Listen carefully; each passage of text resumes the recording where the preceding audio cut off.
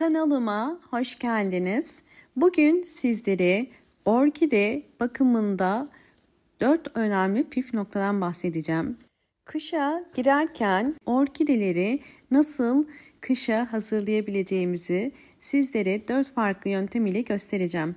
Birinci metot, orkideleri bugün tarçın kullanacağız. İlk olarak birinci yöntemimiz için çubuk tarçın kullanacağım. Hemen yakından gösteriyorum. Bu gördüğünüz tarçın kabukları orkide bakımında çok faydalı. Bunu ilk olarak nasıl kullanacağız? Hemen birinci metodumuza geçelim.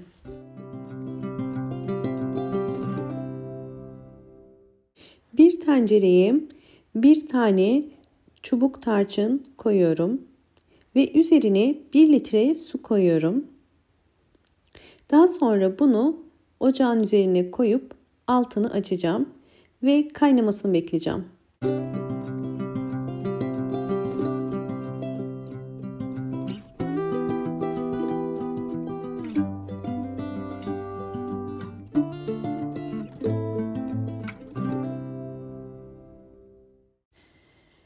Kaynamaya başladı. 10 dakikadır kaynıyor. Sadece 10 dakika kaynatıyoruz ve şimdi ocaktan alıyorum ve bunu serin bir yerde bekleteceğim.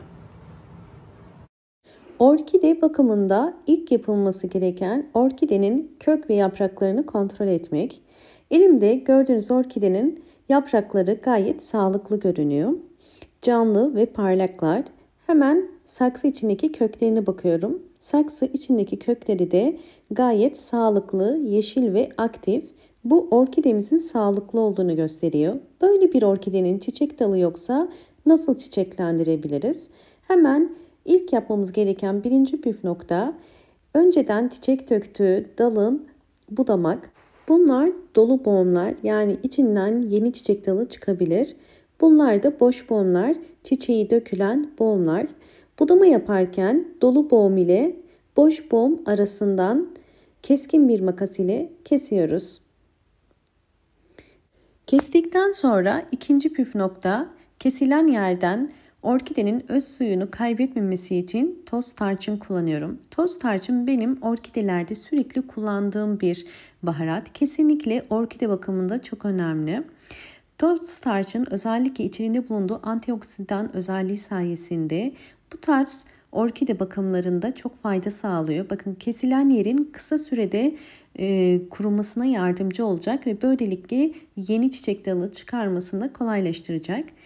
Bu da yine elimde bakın bulunan bir orkidem. Bu orkidemin bu kestiğim dalları, kesilmeyen dalı ise gördüğünüz üzere sararmaya başladı. Bu yüzden orkidelerde kesinlikle budama işlemini geciktirmeyin. Mutlaka orkideniz çiçeklerini döker dökmez hemen budama yapın.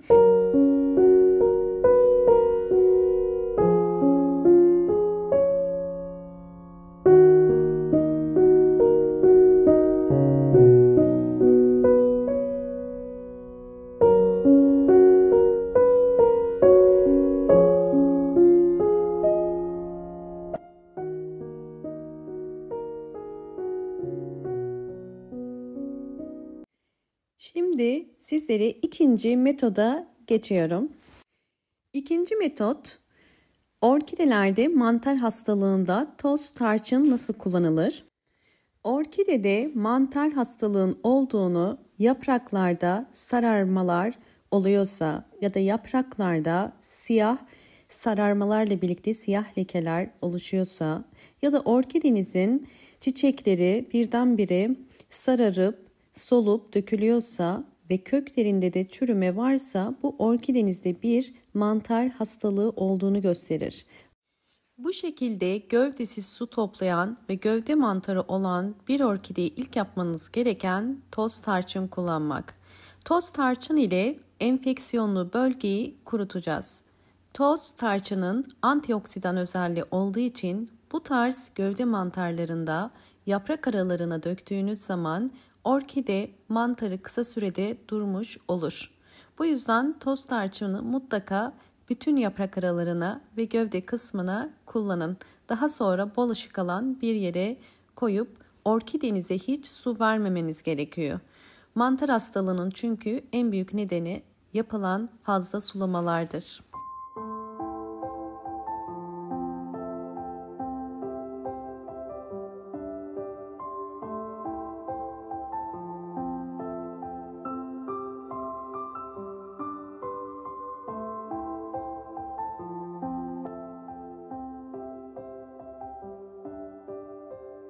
Evet, artık su yeterince soğudu. Şimdi süzüyorum. Ölçü olarak 200 milim tarçınlı su kullanacağım ve bunun üzerine 400 milim su koyuyorum.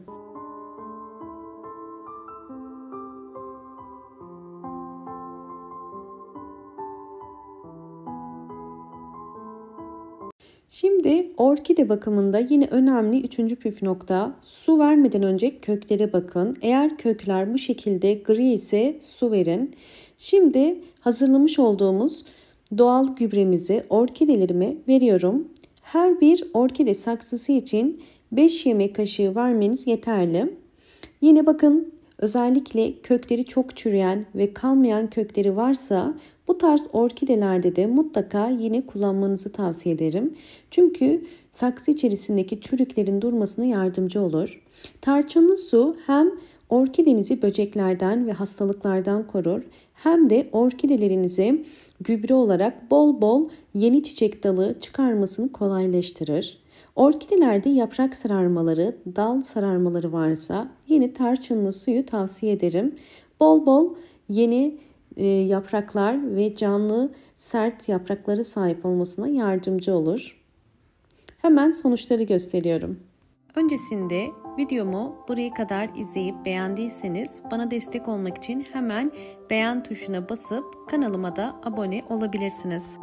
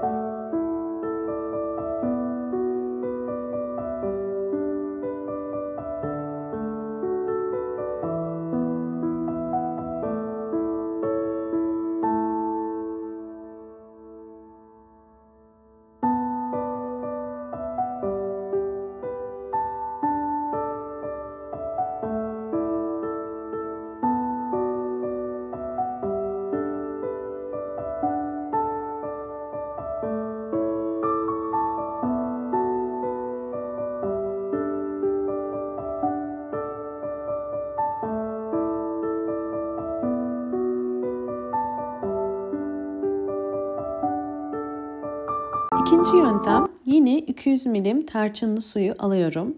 Bu yöntemde orkide yapraklarını dezenfekte edeceğiz. Tarçınlı su orkide yapraklarında oluşabilecek hastalık ve böcekleri de uzaklaştırır. Eğer orkidelerinizde yaprak hastalıkları varsa mutlaka tarçınlı suyu kullanın. Bu tarz sıvı bitki besinlerini düzenli olarak kullanmanız gerekiyor. Haftada bir ya da 2 haftada bir orkide yapraklarını bu şekilde silebilirsiniz ve böylelikle orkidelerinizin yaprakları daha canlı ve sert olacaktır.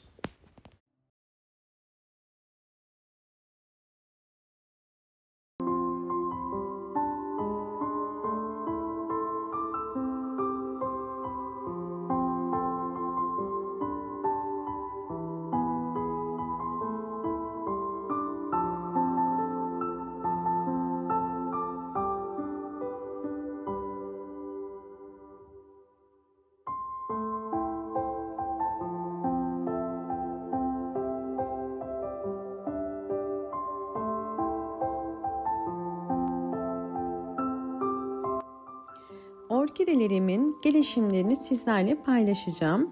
Öncesinde videomu buraya kadar izlediyseniz ve beğendiyseniz hemen beğen tuşuna basıp kanalıma da abone değilseniz eğer bana destek olmak için abone olabilir ve videolarımı sevdiklerinize paylaşarak daha fazla kişiye ulaşmasına yardımcı olabilirsiniz.